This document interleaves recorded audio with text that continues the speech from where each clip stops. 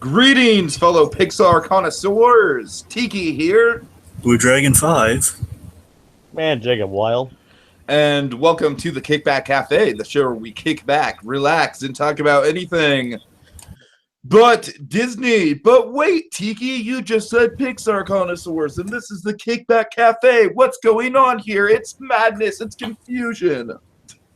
That's right, folks. We're talking about an unofficial Pixar project, Borrowed Time, which is dark, gritty, complex, emotionally kind of devastating, and we're going to get all into the nuts and roots of it. But you know what else is emotionally devastating? Super Academy when they don't call. Well, that too. But also the fact that I haven't been promoting the Movie Machine podcast. That's right, folks. I've been slipping in my duties to promote the Movie Machine podcast. I've been kind of slipping the mind of doing it when we first, come on. But let's do it again. Let's do it again. Let's do this little promotion. Let's hype it up right. Movie Machine podcast. It's what happens when you take four funny people and improv movie based on a random story generator. Really, really fast. Episode 33 just dropped a couple days ago. It's called Mason Dixon. It's a Paul Blart expanded universe dramedy set against the American Civil War. God. Starring Kevin James, Eddie Murphy, and Ben Stiller. Yeah. Featuring Jacob Gulliver, Kyle Decker, Ben Lifson, and today's special guest, Ian Nystrom. Check it all out on the Movie Machine podcast at hotchocolatemedia.net. All right, Dragon, what is this delectable little piece of animation we're talking about today? I don't have words because it's so beautiful. So, wow. This little gem here is Borrowed Time. I mean, I tell you, Borrowed Time it's an impressive one. When I heard about this, initially I kind of brushed it off for a second because I've seen countless YouTube videos and countless, short CG films where they'll claim Pixar's to get views, so you have to vet it at times. And basically, you see tons of animated films that usually are of a lower quality. Sometimes they check out, sometimes they don't. Like they're by actual animators, like on the side, like side projects. This one was an actual case of that, where it did check out, and it was done by people who had hands in Pixar, but not just had hands in Pixar, really talented guys. Mm-hmm. This project has actually been in the works for 5 years. From what I understand, and details are a little sketchy on this, I just got everything I could find, which is the homepage, and there was a making-of video that mysteriously got taken down today. So that's all we really have to go on in terms of information. But here's what I found in my research. This film has been it's been in production for 5 years. It has a really nice moving story behind it. It came out at a film festival last year, and I guess now it's officially been made available, and that's why we're seeing it now. It's just kind of been talked about and been discovered this year. Literally a couple days ago. That's when it's been mainly discovering. Do you think it has the potential to maybe be nominated for Best Animated Short? Well, here's the thing. It won tons of awards at the film festival circuit, like SIGGRAPH, the SIGGRAPH conference, where they that was like originally where, if I'm correct, the original SIGGRAPH conferences where Pixar debuted their first shorts. So I mean, has deep cuts all around. It's been going around. It's been getting a lot of acclaim, tons of awards. You go to the main page, you'll see that. Some of the YouTube thumbnails, you'll see like a bunch of like little white stamps, which are kind of the symbols for the awards. Like, oh, and look, it's got this and this and this, but it's all deserved. So let me go through this film is written and directed by two animators from Pixar.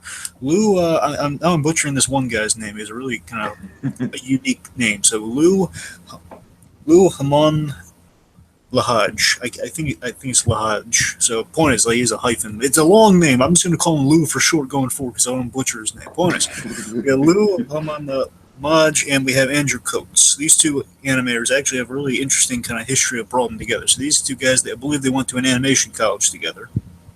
Long-time fans of animations, particularly of a character variety, and they went on different paths. So Lou, for example, has deep Pixar cuts. He's been with the company for 8 years. He's been a character artist at Pixar for 8 years, namely, just to name a few of his works. He's been a character artist on WALL-E, Toy Story 3, shorts like Partly Cloudy, Day and Night. The guy's got massive credentials. Toy Story, The Time Forgotten, The Good Dinosaur, and there are a few I'm leaving off. There's some of the glow-in ones. Andrew Coates, he started at Blue Sky, interestingly. Importantly, let me make this clear. Let's not poo-poo Blue Sky. He actually worked on the good Blue Sky films. So, first of all, let me say this. Blue Sky Film, singular? Let me get into it. My point is, I want to remind you, these guys, they met in college and they're kind of friends and they kind of went on different paths. And it's kind of a nice story how they reunited in a way. So, and so they're friends in college. They kind of went their separate ways. So 8 years losing Pixar. So Andrew, he started at Blue Sky, worked his way up the ladder. He worked on films such as Horton Hears a Who, which is good. Ice Age, Dawn of the Dinosaurs, which is before they dipped in quality. The first 3 Ice Age films are decent. You know, nothing bad going forward from nothing bad after. Sorry. First 3 are good. The other ones are just god awful. 2010, he comes to Pixar. And in 2010, he's working on Toy Story of Terror, Inside Out, Good Dinosaur. There's the name a few. Point is, he really joined the company in 2010. And basically, 2010, they're both at Pixar. They kind of reunite. And for 5 years, starting from 2010 onwards, so again, it comes out 2015. During their time off from the various productions they're working on, sometimes the same project, sometimes both worked on Good Dinosaur. Times there's crossover. In their off time, they worked on this short, Borrowed Time, and the purpose behind this short really fascinated me. It really warmed my heart. Like, wow, this is a really passionate project these two guys worked on. The purpose behind this was to show the something that I was reminded of by Brad Bird on the Incredibles commentary. They wanted to show the versatility of the genre, because Brad Bird has this famous, awesome quote on the Incredibles commentary, which says, "The next person says the animation genre, I'm gonna punch that person." In the face. Yeah, I was reminded of that when I heard them say what they're doing this for. Oh my God, it's exactly Brad Bird's philosophy. So yeah, basically they did this film with the purpose of let's show the versatility of the genre of animation. Go a little darker and in the tradition of westerns. Let's look to kind of your John Wayne types. Your various kind of your Shanes, your John Waynes, your various kind of classic westerns. Mark Harris also wrote this, and thematically, last thing I'll say here, thematically. The whole thing's kind of based on moving on from mistakes and self-forgiveness. That's kind of the big thematic crux of this piece, and my God, it translates beautifully. Okay, Jacob, just to give you a chance to say something before we dive into the recap. Yeah. Well, I mean, do you have any initial thoughts on this or anything? Just giving you the floor for a second, because Dragon certainly laid out a lot of good exposition there. I do like that interesting history behind all of it, and for a part-time project, it really looks quite well. You know what it reminds me of, Dragon? You know what that whole story reminds me of that you just wrote for us? What? It kind of reminds me of Boyhood. It's like an animated version of Boyhood. You know Boyhood, right? Yeah. It's been a... It's like a half a decade's worth of an animated Boyhood, where it's like, let's just, it's not exactly the same thing, but the production history is kind of similar. Right. I digress. Anyways, so yeah, I'd like the history. I do like all that, and I stand by visually, the film's strongest that's when it's definitely the visuals. I mean, they definitely nail the lighting, the visuals, and everything in this movie. Yeah, that's why we're gonna do a screen share of the actual video. So, Quorum Films, please do not copyright strike us. We are simply trying to praise the crap out of you and just showcase how artistic and stunning this short is, because it really is I think we'd be remiss to not showcase the visuals while we kind of go beat by beat through this. So we'll just make sure the volume's off, Tiki. Mute. Okay. All right, so let's go through it then. Yes. So again, this is just amazing quality behind this. Again, it shows that they've been working on this for 5 years. Animation does take a long time, even for a short, folks. Never forget that. And this is in their spare time, they delivered this. I mean, this is kind of up quality visuals we're having now, kind of the cliffside of the water of the Paradise Falls from Up. I would actually say this is probably next generation Up. Well, it's kind of a cross. It's like almost. Good Dinosaur is kind of strides and bounds of the beauty of kind of the new kind of landscapes we have at Pixar now. Sure. And this is kind of, again, very much, the instant I saw this, it took me back to Up, because that great scene where Carl Ferguson, the house is finally landed, he's just kind of walking the dry landscape. It kind of reminded me, especially kind of this cliffside we got going on. But again, I love this. I love that this kind of goes full circle in a way. We're by the cliffside. And again, Tiki, rewatching. With a cowboy. And at first glance, Dragon, I honestly did not know 100% if that wasn't Woody or not. Oh, God, come on, Tiki. Don't be so... No, you know what would be amazing? You know what would be amazing if this was like a realistic take of Woody as a sheriff. If like we're seeing this as like an alternate, like like I don't know, like Elseworlds kind of Pixar Woody. Playtime's over. Oh, Okay, God. but seriously, let's talk about the shot here. I gotta tell you, Tiki, rewatching this short. I mean, the It's story- It's kind of like Roger Deakins-esque. Yeah, I agree.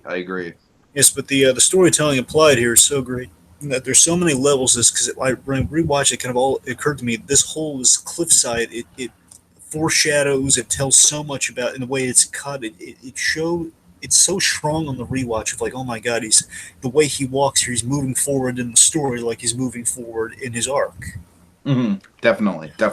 So again, we have this And with the editing as well, as we'll see, like the editing and the cutting back and forth. Yes, and the mystery too, just this initial setup. I mean, we were watching this for the first time. You have a haggard sheriff kind of stands alone. He gazes sadly at the cliff's edge. Again, all this is communicated without dialogue. We do have a little bit of dialogue in this. It's just the right. We have a very tiny bit of dialogue just for necessity's sake. And again, you don't technically need, but it makes it stronger though. It's like the dialogue. It does kind of add more heft to it because you got to imagine these are the words that are going to echo in his head, especially. That's what I'm saying. I think it is necessary for the themes and the story that we do hear like the final words and everything as we'll get into it. And there was this pullback with the dark imagery, like the skeleton and everything, the skeletal ribcage.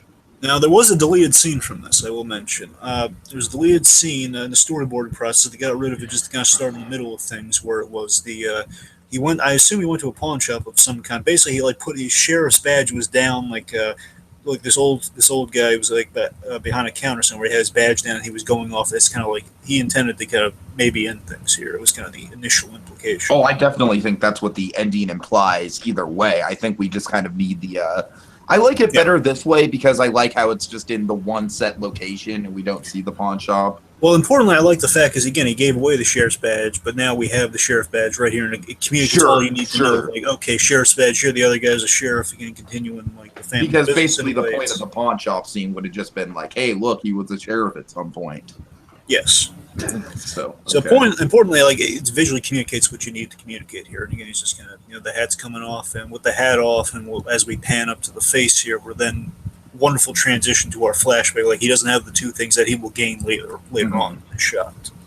So our younger sheriff here. Unfortunately, we don't really have names to work with. And I couldn't really find quite what the working. Would you? Yeah, I'm sorry. I'm just trolling you at this point. Same way that sometimes in short films they will still have names for the characters, but I couldn't quite. It might be. We gotta pay attention. The names aren't really listed in the credits. No. Yes, that's the thing. They may or may not be listed in the credits, but I did take note. I don't know if they're like it might mention like the characters they worked on animating, so we might get names there. We have to wait till the very end. So we'll just pretty much be referring to them as like boy and father, father and sheriff. Mm-hmm. However it goes. So anyway, we see our younger sheriff here and his father, the original sheriff. Look at the textures, and Pixar, they know how to animate humans like this. I love the symbolism of the watch, how it connects to the title and everything. Absolutely. And can we just get a Western from Pixar? I mean, I love The Good Dinosaur as a Western. It functioned as a Western. Can we just get a real Western from Pixar? We've seen through various films, they're aching to do a Western. We got Sheriff I know, that's what I'm saying. We saw kind of our 50s kind of televised Western Toy Story 2. We got literally a beginning that's kind of a fanciful Western. I would even wager to say A Bug's Life has Western influences too. Yes, well, I mean, there's a lot. Well, that one's more like a biker thing. You know what I mean? It's kind of a Western. It's kind of like a biker thing. There's a lot of stuff. There's a lot of stuff in Bugs. There's a lot of homages. I'd personally love to see Pixar do a Western. I mean, can you imagine what they'd do with that? Again, we keep getting different. We can keep variations on the Western in Pixar. The Go Dinosaur. Even if it's not exactly a realistic one, like kind of like a Weird West kind of thing, that'd be cool. Westerns and noir. I want just Pixar films of Western and noir. Okay. I mean, who knows? We'll have to see how that Dia de los Muertos one they do is. Yeah, that's true. I'm looking forward to that one. Very much so. I think it's called Coco. Coco, yes. Like, look at the texture on the facial hair right there. That's pretty cool. That is pretty good design right there. And Mhm. like I said, look at the sun surrounding him. Sun surrounding him. I said that's what I meant when I was like Roger Deakins esque. Yeah, no, Jacob, I totally agree. It's like Roger Deakins cinematography for a Western. That's basically what it is, you know. Now, it's so great here in the design of the father here. You get to see the similarities that the son will take on, kind of the sunken in eyes and the big mustache and the unshavenness of it. And he's dressed exactly like his father is here in the present. He has like the vest and everything. In the shirt, he looks exactly like his father in the Oh yeah. in terms of style and stuff. I like how the young one hasn't grown into his like rounded face yet either. Yeah. Mm-hmm. Like it showed that he aged quite a bit. These characters, like there's stories I want to see with these two characters already. They're so rich. I think this could honestly be like a pilot short to a whole movie. Guys, give me like a Pixar's version of Preacher, but as a Western. You know, just give me that. I don't want to give too much away about Preacher. Let's just say there are Western flashbacks in Preacher. I'll say that much. Okay. But I mean, I could see this just working as like an opening scene, like a cold open, like Lion King style cold open. Again, as much as we are saying as Pixar, let's just be clear. I mean, this is just like led by two kind of Pixar animators. Just see what two of them in their own. Okay, it's led by two Pixar animators. It's Pixar quality. It's not officially Pixar, but that's the thing. So we keep saying. I just want to address that because I know we keep saying Pixar. I mean, it's like the two Pixar-bred sons in a way. I mean, I still think it's basically a taste of dark Pixar. Yeah, I know, that's what I think it is. Which is it's like so perverse and so tempting. Oh my god, it's so tempting. We've hinted at it for years, and now we finally get a taste. It'd be pretty cool if Pixar actually did make something like this. Like if they actually were able to make this movie. And again, this is just a taste of this is just two rogue agents from Pixar. Imagine what right, you give me like Mark Andrews uncensored, man. Give me Mark Andrews with all the explosions and the body parts flying as he could muster. Anyway, so yeah, it'd be pretty cool if Pixar would be able to make a film like this. Yeah, well, let's save that for discussion for the end. Let's save that for the end. So again, our sad man here walks to the I love the foreshadowing. Yes, and again, look at this. We have the wagon wheel, and later on, we're in a moment. Skeleton. Yes, skeleton. Let's keep moving. It's so great here. There's so much story being communicated in these little things. And again, the editing really, yes. I love this. The idea too. It's the same horse and the same wagon wheel from the accident years ago. Again, as he steps over the horse, then we're getting back to the. That's my favorite edit in the whole thing. You're right, Dave. It's so good. And what's also so good about it, again, he's kind of moving forward to the cliff. As he gets closer to the cliff, the flashbacks become more intense, and we're more in the past. And he's kind of, as he needs to move forward as a character, he's moving forward in the narrative. Now, here's our important lines of dialogue. Which, again, if you're going to use lines of dialogue in a Pixar-esque short, that's important because usually those shorts don't have dialogue unless they're like a TV special. Because you actually have, or if they have a song. You know what? Not songs don't. I mean, the actual character dialogue, not the song. Okay. Yeah. Right. Anyway, so he says importantly, and you gotta imagine the way the dialogue that's written here. It sounds so much like these are like quick little things that are said that could definitely echo in a guy's head. Like, he tells him, "You can do this," and the father, who's getting the shot lined up, kind of importantly, fills his son full of confidence. You can do this, and I think we've all been in this position. Like I've definitely been in this position, guys, where. You always, even to this day, I mean, especially as a kid, you always have this thing where great importance is placed on you. You're terrified of screwing up. Yeah, definitely. Anyway, so again, he's told that you can do this. He's getting the father's getting the shot lined up to kind of shoot at the pursuers, the outlaw pursuers. And he's telling them to hold it steady. And again, I love the editing. I love the quick smash cuts between present and past. It definitely reflects the whole theme of the picture, which is, like the past kind of trying to move forward from the past. And that's what he's literally doing. He's walking forward. Yes. And honestly, in the end, he has to walk away from the past. I mean, you know what I mean? To move forward, he's walking away from the cliff. But right now, he's walking towards the cliff so he can get to that arc. Anyway, so again, as he's like telling the boy right here, to hold it steady. And again, it's like the boy fails at doing that here. Oh, yeah.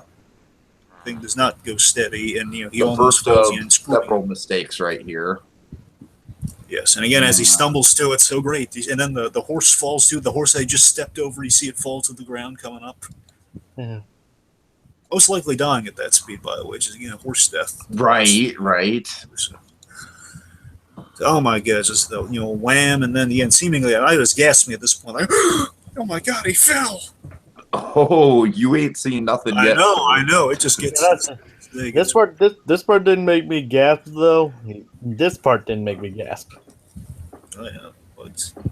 So I mean, even now, like even before what we know is coming up, he's still pretty roughed up. There's some bruises on his face. Yeah, but again, usually we've had some damage in Pixar. We've seen kind of bruising and damage in Pixar films before, but this is like immediately you get some blood here and there. I mean, blood's kind of a getting animation. If you get blood, you really have to pull some strings and get away with some stuff. Right. He's got that kind of cut on his face. Yeah, it's like such the immediacy too. It's so realistic, and the brain has the thing on his lip. I mean, again, it's like real bruising and stuff. I love the discombobulation here, like the camera moving. He's looking for the dust and everything. The harsh, soft lighting. Yes, exactly. Oh my God, the lighting schemes in this film are amazing. Yeah, again, Roger Deakins. Yeah, absolutely. I mean, I know I'm gonna bring that up, but it's like one of the most famous. He's like the most famous cinematographer ever. So you're right. So we can run into the edge here, and we see it's not. I mean, hooray! He's not dead, but how the heck am I going to get him up this cliff? Oh boy, look at those eyes. Look at those eyes of desperation, just being like, save me, son. Save me any way you can. Importantly, he says, give me your hand, which again, words that are going to echo in his psyche for years, which you can imagine from give me your hand, and he just can't reach. Again, importantly, what they're doing here is like, again, all the importance placed on the sun not fouling this thing up, again, not failing. Of course. Ways, all various mistakes on the boy here are just kind of compiling upon each other and bouncing around in his head over these years, like the stuff he wasn't able to do, but he so desperately needed to do. He's reaching here, and again, I love they have this little detail here of like, whenever you reach for something, you extend your arm. Sometimes you get like the two fingers. I love how they got that in the animation here. It's blowing away. Totally. And you think maybe I could like get a grasp on it, but no, of course, there's no way physically that would ever work. Unless you're Superman, maybe. Oh boy, and that fall, that cliffside, oh God. Love the clouds, how the dark clouds are rolling in on the sunny hillside. And I love that the audience can kind of put together some of the things here. You have like put together, okay, what's he gonna? If you were in the situation, what do you do? Well, you have a long object in your back, like hanging on your back. Well, of course, he's gonna hand that up to him to get some leverage. Okay, he's gonna get so he can grab him and pull him up. But then you realize the Twilight Zone. It's like that Twilight Zone where there are guns in the bullet. Oh, this is absolutely like a Western Twilight Zone, Dragon. I'm glad you bring that up. It's like you remember that I'm talking about. It's like that Twilight Zone. It's either Twilight Zone is the Hitchcock thing where it's like the kid's going around the neighborhood and he has bullets in the gun and you don't know when he's gonna. Oh God. It's kind of like that in a way. I'm not sure. It sounds more like a Hitchcock thing, but Hitchcock had that like the Hitchcock hour or something. Have various. Uh-huh. I know. Points. It's like it feels very kind of Twilight Zone. Basically, something bad's gonna happen. It's like such a imagine if this were you. Oh God. Yeah, this is the part where I was like, oh crap, is he gonna? And the editing is so wonderfully tense here. Just like, oh man, because he's holding the wrong end of that gun. Either way, it'd be dangerous. Let's just make that clear. It's not just someone's fault. Like no one's at fault here specifically. Because again, it's either the kid's right. Like I mean, he's gonna get shot. Because my initial thought was like maybe if the father handed the barrel up to much worse. Then. Imagine if your last action where I killed my kid and I fell to my death. Oh, that's true. That's very true. That's incredibly true. So good, and then right here, when he was down there before, he asked, "What do I do?" And then the father reached for the rifle, and he's pulling it up, and again, starts to, God, right there. Yeah, that's where I was like, oh no. That is shocking. I mean, that is, yeah. And again, I love this too. How do you guys feel with the watch reveal? Do you think it's convenient, or do you think it's just right now? Hold that shot, T. Don't move that shot. Oh, I won't, because this is. I feel like this is an important shot. Again, it's not officially Pixar, but this shot is important to potentially the history of Pixar. This is definitely, if this were an official Pixar thing, this would be the darkest shot we've ever seen at Oh, Pixar. absolutely, without a question. Without question. And again, you'll notice it. I noticed this on the rewatch. If you really like slow, I don't want to put you through it, Tig. I'm just going to say what you're about to see is there. From his nose, there's going to be a blood drop. Never in a million years would I have imagined a blood drop from anything Pixar related.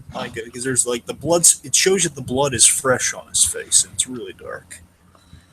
Right, and I'm just saying, like we keep on emphasizing this isn't officially Pixar, but oh my god, the potential moving forward if this thing takes off. I want to see this thing win Best Animated Short at the Oscars. I want to see that happen. Do me a favor, T. Go back a little bit to right before the gunshot went off, because I want to see if I can point out something really impactful coming up a little bit. For now, we're going through the trend right there. Well, hold on. Almost. Once we get the reaction. Almost there. Almost. Or, well, I guess we passed. Okay, well, my point is that that reaction from the fathers, it's such a horrifying reaction. He realizes this is, at the last second, that he's about to be shot in the chest. There's the drip. Yeah, there's the blood. Yeah. And this is great, too, with the watch here. Stop. Pause the watch. So great here with the watch is not only is the watch splashed with his father's blood, and again his father's watch, it's cracked until and we hear the ticking until it stops. It's the stop right there again. The borrowed time is it's definitely Symbolism. Let's talk about the title at the very end too. By the way, so great. Okay. I mean, the way the ticking just stops there too. It's like, oh my god, that's the symbol of death, and it fades to the present day. That's such a wonderful kind of transition to the present. I wouldn't be surprised if the clock stopped once the dead hit the ground. Oh yeah. That'd be fitting, yeah. Okay. Not really. That wouldn't be an important detail, but I wouldn't be surprised. Mm-hmm. But again, importantly, he's shattered. His psyche is shattered by that too. That's kind of breaking. Yeah, that's it. And we fade to the present day, and the sheriff's literally on edge. He looks over the edge to where his father was at some point. The years have gone by. Looks over the edge. The wind's blowing really intensely. Did you guys think he was going to jump? The thing more step off than jump. But, well, sure. Jumping's more like, I'm eager to go. It's, step. Yahoo! Cannonball! Oh no parachute. But let's not make light of this situation. No, of course not. No, but seriously, again, it's like in some level, what he's doing, he's trying to be kind of close to his father in a way, and that's the closest he can be to his father, is being where the last time he saw his father, and he places himself at fault here. I think he's thinking of ending it all, definitely. Mm-hmm. At this moment, and let's talk about the title a little bit there with the whole borrowed time thing. The idea is that he, since that watch stopped, he himself is living a borrowed time where probably he feels that it should have been him versus he made all the mistakes his father did. Oh, I definitely think that's what the title's sort of. It's such an excellent title with that in mind of like this guy has survivor's guilt, and I've never seen survivor's guilt expressed so well in animation. I really haven't. Yeah, in animation, like adult animation or otherwise, yeah, for sure. The closest thing is maybe a few examples of Batman, but you know what I mean. Mm-hmm. Yeah, right here, that shot right there, and again, I love the realization. Now, we kind of missed this in the beginning. It's about to happen, so I love that they called this back. It's like in the darkest, like the clouds are kind of behind the thing. Here is very little lighting. Like, remind me, is the sun starting to come up or is it going down? I think it's starting. I think it's going down. I think it's setting.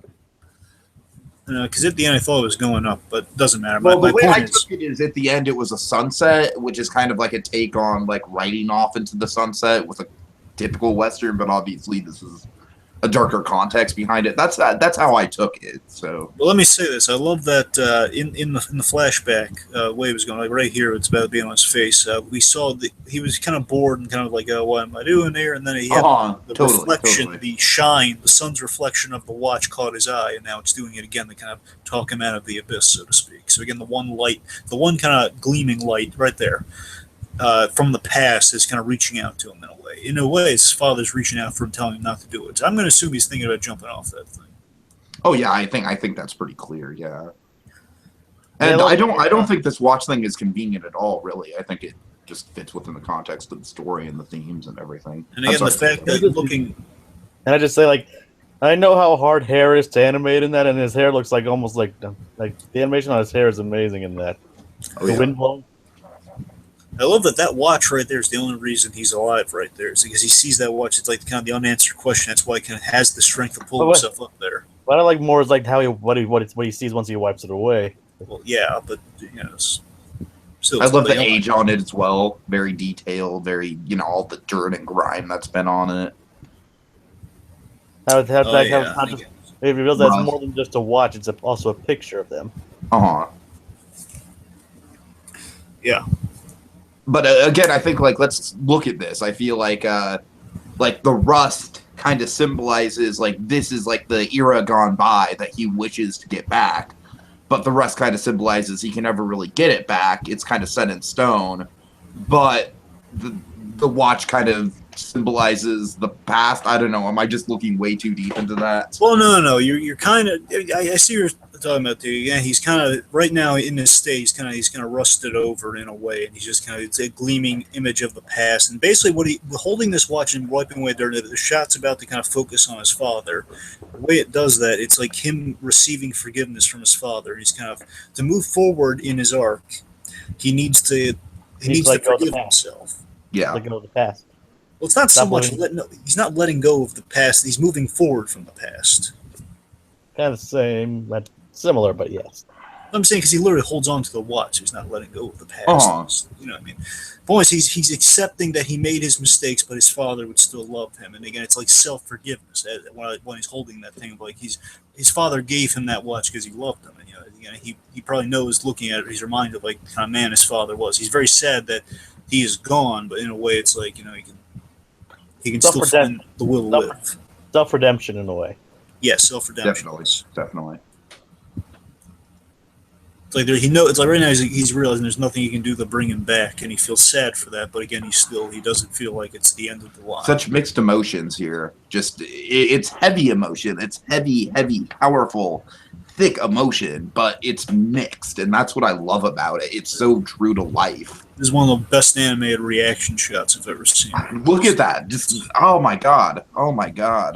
And in a way, I think looking at his father too, in a way, I think is symbolizing I'm living my father's life again with the borrowed time thing. It's like he looks a lot like his father right now. He's looking at him and seeing what he looks like. It's like I'm not only do I look a little bit like my father, I am living his life, and I don't think that's right, but I'm living that. He wouldn't want me. That might be the first time that he's seen even an image of his father since. The Old West pictures weren't, or since the Old West, the pictures weren't that super. Yeah, exactly.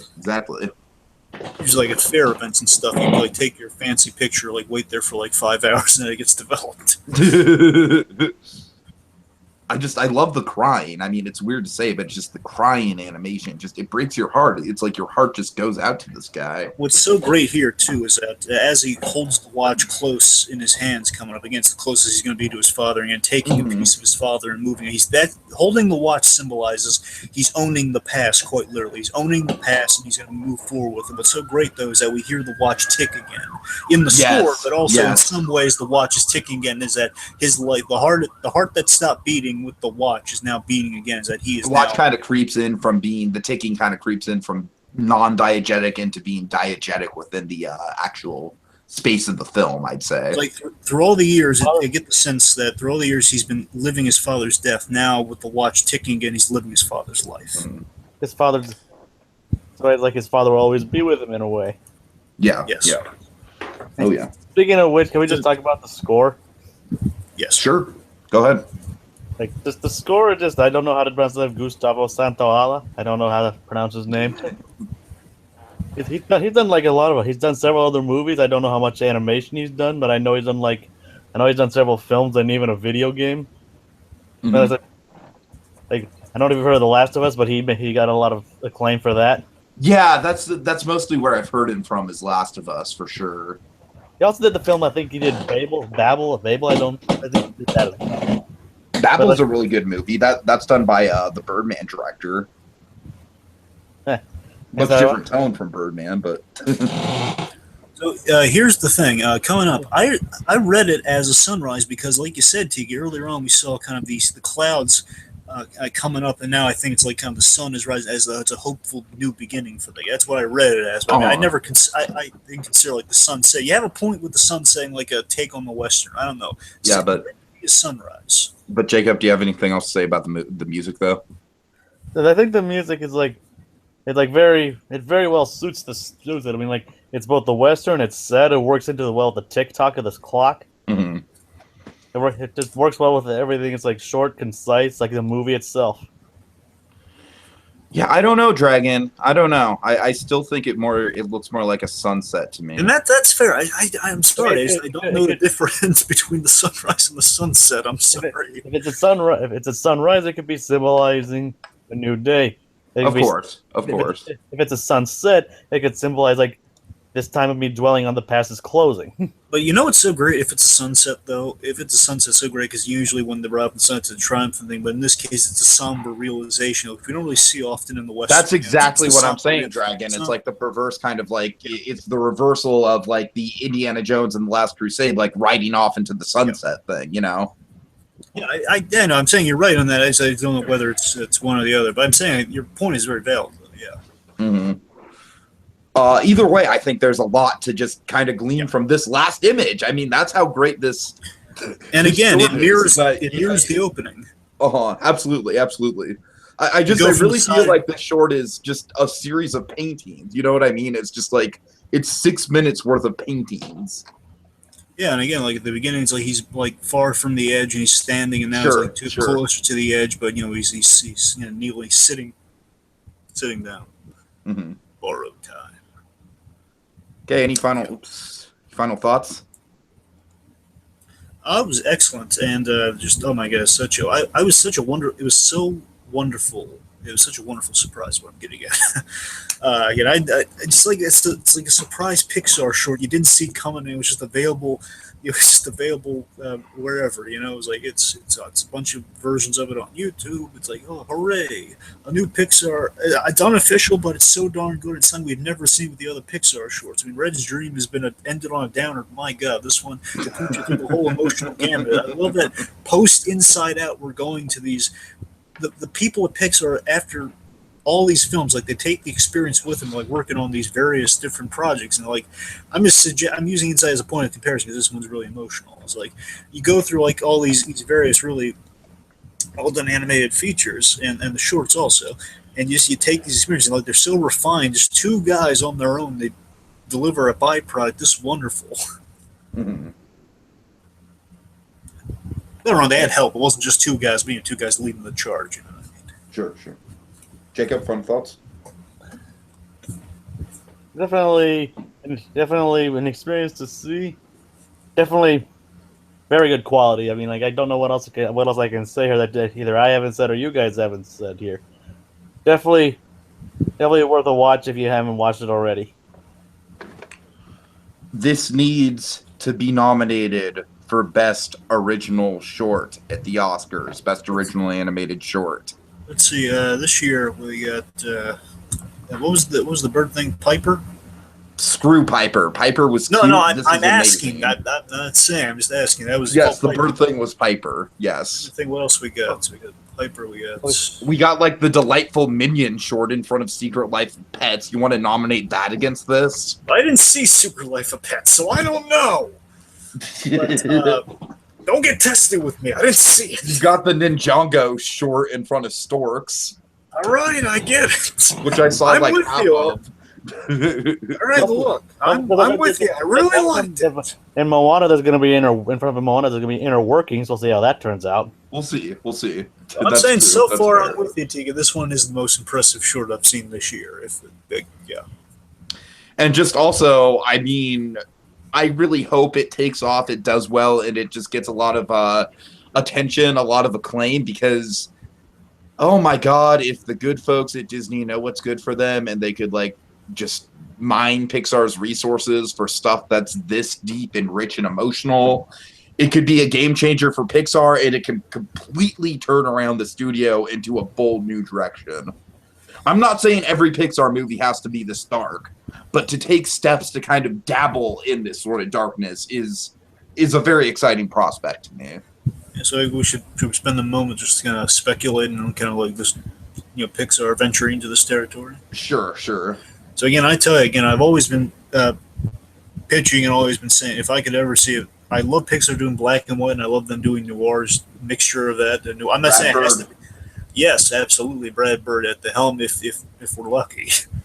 But regardless, a noir film would be great, and I wouldn't mind if they went in the dark direction. Here's the thing: Pixar, they've skirted by, and I love this. The reason Pixar would be the best for doing this is that when they've gone to the edge in terms of going to a darker way, they've done it out of story necessity. It's never been forced. It's never been like we're trying definitely, DC. Definitely. For example, DC original animated films, a lot of times they will strive for the PG-13 or kind of the near R rating. Let's not get into it, but my point is sometimes they will, let's not get into it. But my point is like they will sometimes, like they'll add in like additional curse words or like add a little bit of gratuity. They're trying to.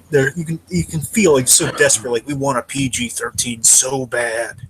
Right. Where again, if it happens naturally, it happens naturally. And again, Pixar, we've had some adult stuff in Pixar. It's always been really good quality. It's like what if.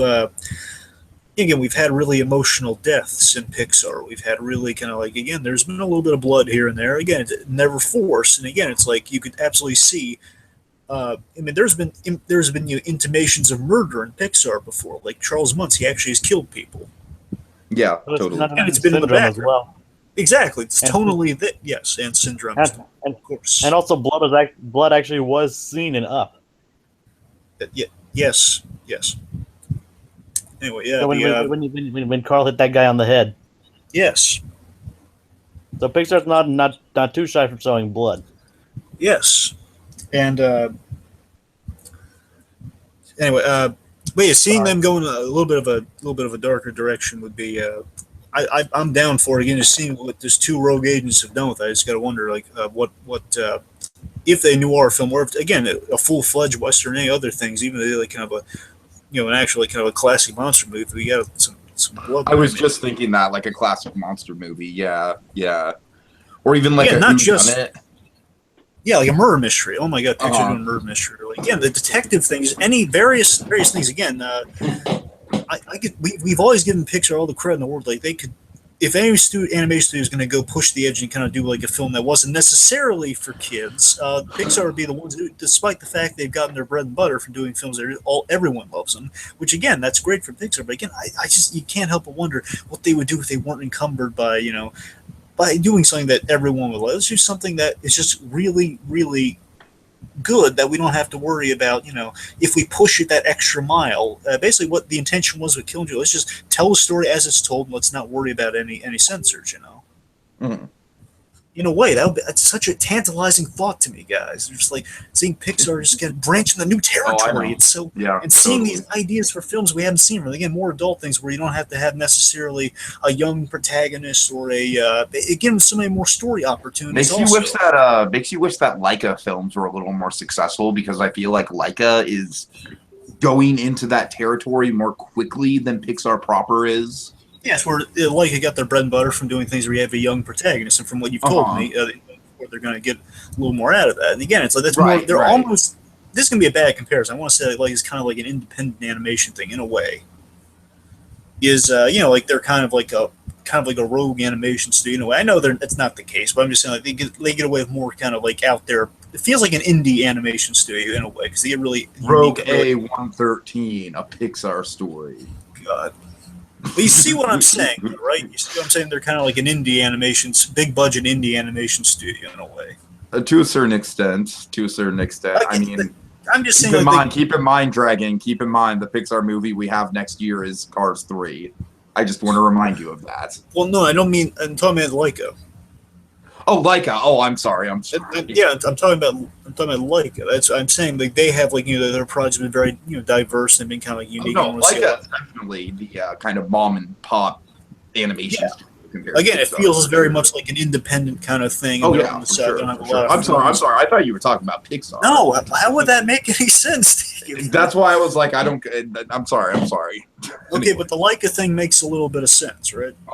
Yeah. My point is, again, seeing Pixar kind of go into that Leica territory would be, you're right, that would be a very fascinating thing. And seeing Pixar Pixar amazes me when they really tap into stuff. Again, even as an unofficial Pixar, I mean, it's like it stemmed from Pixar. It's amazing. Anyway, so I'm down for seeing if Pixar went in that dark direction. But again, the way they're going about it now, it's still pretty strong in the original kind of film territory. Again, this is still it's still in kind of the original kind of like Pixar really thinking outside the box territory, which they've been doing with films like Inside Out and stuff, which has worked very well for them. But again, going more in this direction couldn't hurt either. Sure. Jacob, any thoughts on kind of in general a darker direction for Pixar to go in? Something I'd definitely like to see. It's kind of like the stuff I want. It's kind of like the stuff I want to make when I get into the field. Mm-hmm. I said if Disney and or Pixar is okay with showing a bit of blood, and I mean not gratuitous blood, obviously, but if they're okay with showing a bit of blood and a little bit of death and even a bit of that, they could have a major hit on their hands. But guys, I want to pose a serious question to you guys. Okay. Let me ask you this. I'm just thinking, I'm reflecting kind of Brad Bird's kind of statements on kind of animation as kind of a medium of telling stories. And, we said in the Incredibles calendar, it's really made me think about it. It's not just the whole, animation genre gag. And no, seriously, though, he's famously talked about kind of like, Saturday morning kids television, how, it shouldn't shy away from death. And this thing, do you think this thing necessarily would be bad for kids? No. That's what I'm saying, because this is like real world stakes. It's heavy, yes, and it has a good moral, though. It's a good moral, moving forward of, I know, I would say they might have to, in terms of a broader audience, I think this would still work. I don't think every kid would get it, but I think if it was, I'm not saying it has to be, I'm just saying if it were, it would probably be to market it towards kids. I mean, I feel like it's something you can show a kid and they don't even necessarily have to get it. It would just get their brains kind of, working in overdrive. It'd be something like, for example, I have a nephew, and I showed him when he was 2 years old. I sat down and showed him a little bit of 2001, and now that kid is super smart. He's 10 years old now, and he's super smart. I'm not saying me sitting him down to watch 2001 was the only thing that made him super smart. Of course not, but I'm just saying, it's kind of that whole theory. I feel like this kind of fits into that same reign of, you sit down, you show a very little kid this thing, and they're not even going to be old enough to comprehend the dark, the really dark. Yeah, I'm saying a kid might not necessarily get kind of the importance of the ending, but still, I mean, I don't. It wouldn't be bad for them, though. I'm just saying, you might, if they were going from the get go, saying, if kids were showing this, I mean, they might have to taper to express the ending a little more clearly. But I mean, I'm not faulting this for it all. I'm just saying, for a general kind of kid audience, I mean, again, you could still show them this, just maybe express the ending of a little more clear. But again, as it stands, as any kid saying, I think kids kind of need stuff like this. It's very Don Bluthian in a way. In a way, but also, again, you need kind of for me, Batman Mask of the Phantasm, you show a kid that. Early Don Bluthian. Yeah. Not late Don Bluthian. True. And you show, it's like, showing kids Batman Mask of the Phantasm for there's death, there's stakes in Batman Mask of the Phantasm. Batman, he gets a bad rep. The hallmarks of that, and it's not just necessarily Batman just punching bad guys in the face. There's a lot of kind of atmosphere and stuff in there. And I think it communicates, and I think you would show kids kind of a wider variety of there are stakes. And again, I don't think we should shy away from last animated series example for you. There's Joker at times they did the thing where you couldn't just have a dead body with a smile on it. They had to be in the Joker-fied state where they're laughing, they're kind of deformed. Right. So my point is again, that's pretty dark in itself. Making it a little simpler, showing no, he's not alive anymore. Kid, put two and two together. Exactly. You do bad things, you might get killed. Don't do bad things.